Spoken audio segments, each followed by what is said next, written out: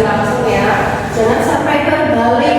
Ini kayaknya di belakang sudah mulai senyum-senyum itu paham atau masih bingung? Bakteriofag itu apa ya Bu Yeni? Oke, virus yang menginfeksi bakteri ya. Itu adalah definisi dari bakteriofag. Jangan lupakan itu.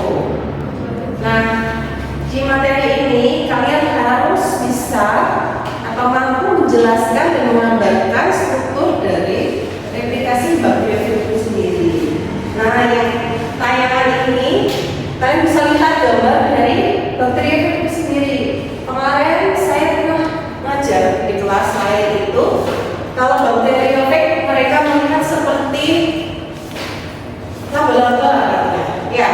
Kalau sekelas seperti laba-laba, padahal dia sebenarnya adalah struktur yang memang memiliki bagian-bagian seperti contohnya bagian kapsid, kepalanya, kemudian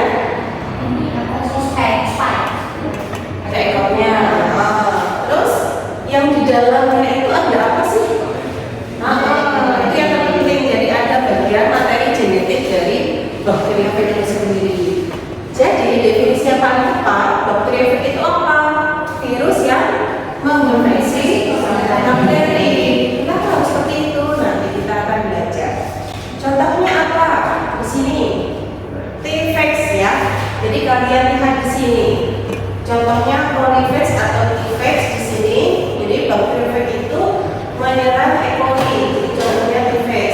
Atau ada lain E7, E12 atau apa. Itu hanya nama saja. Kalau usah bingung. Itu nama dari si bakteriofag itu sendiri, ya. Oke, bagaimana sih Bu si bakteriofag itu sendiri bisa meneruskan atau melanjutkan replikasi atau reproduksinya? Ada dua cara. Apa dan apa? Litik dan lisogenik. Oke, pintar ya. Ada litik dan lisogenik. Litik itu definisinya apa berarti artinya? Yang langsung menghancurkan inang. Oke, jadi jauh litik itu dia akan menghancurkan sel hostnya, ya. Kalau lisogenik Ada prosesnya menghancurkan inang. berarti sama. Tidak, kalau ini tidak menghancurkan inang. Nah, kalian harus tahu dulu juga virus itu kan sifatnya parasit. Tidak, jadi dia tidak bisa hidup tanpa ada selingan atau sel host kalau bahasa kerennya. Pada daun litik itu kan punya tahapan-tahapannya. Apa saja? Penebalan, attachment. Apa yang terjadi pada fase ini?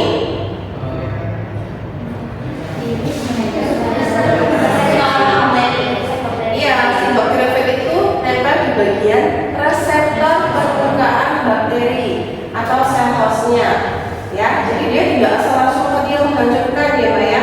Jadi dia langsung masuk itu enggak. Jadi dia pertama kali ya dia kenalan dulu. Dia mengenali, oh ini bakteri sel hostku, oh ini rumahku. Cara apa? Reseptor.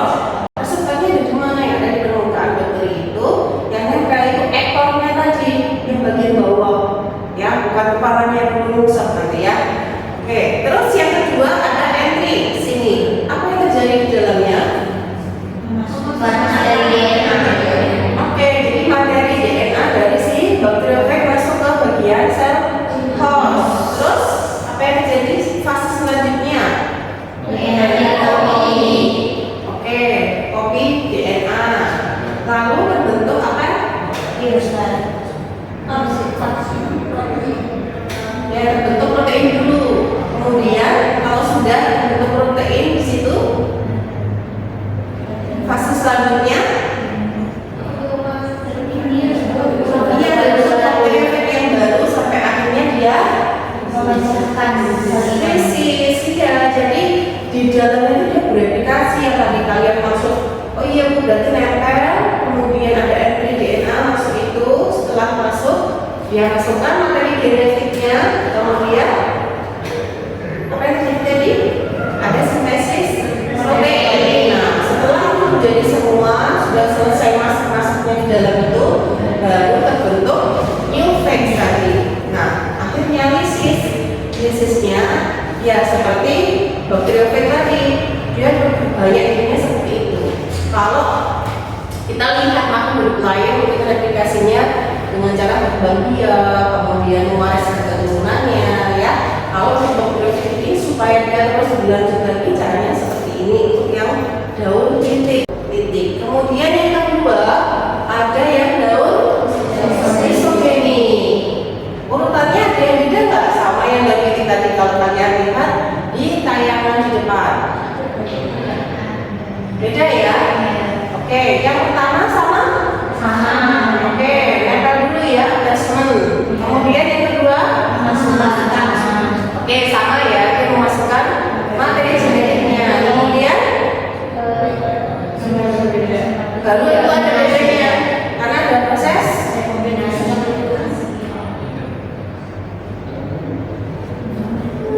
apa? Integrasi. Jadi nggak usah ragu untuk menyebutkan karena poin ini tidak ada di daun titik. Jadi kalau kalian lihat urutan-urutannya misalkan di titik sama ada proses attachment DNA, kemudian di risogeni ada attachment dan DNA. Bedanya adalah di integrasi. Kalau di risogeni itu ada integrasi antara materi genetik DNA yang ada pada bakteriofag kemudian sama yang sel host. Namun kalau pada litik tadi dia total punyanya si siapa?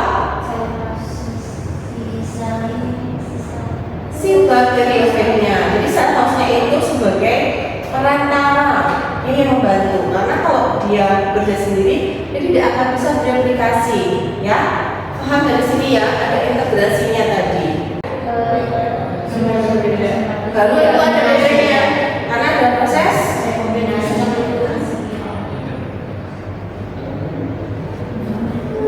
apa? Integrasi. Jadi nggak usah ragu untuk menyebutkan karena poin ini tidak ada di daun titik. Jadi kalau kalian lihat urutan-urutannya misalkan di titik sama ada proses attachment DNA, kemudian di risogeni ada attachment dan DNA. Bedanya adalah di integrasi. Kalau di risogeni itu ada integrasi antara materi genetik DNA yang ada pada bakteriofag kemudian sama yang sel host.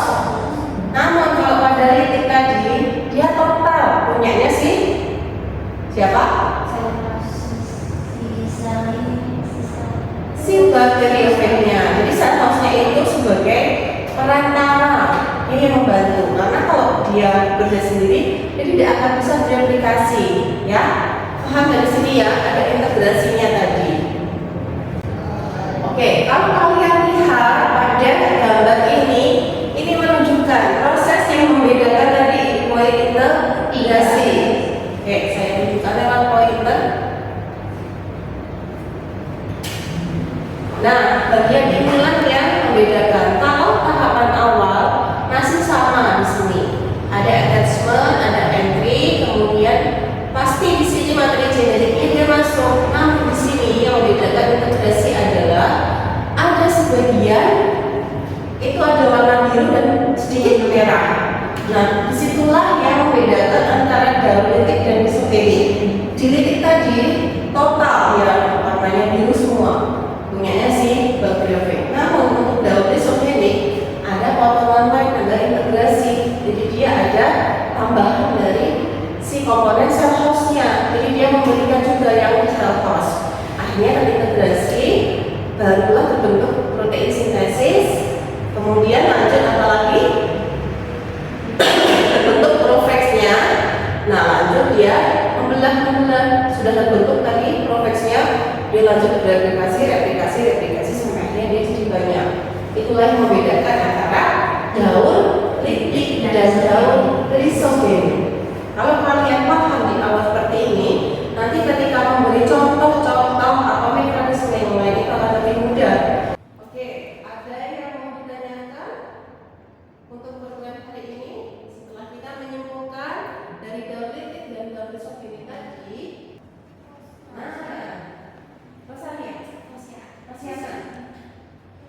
apakah bisa bakteriofag itu menggunakan host sebagai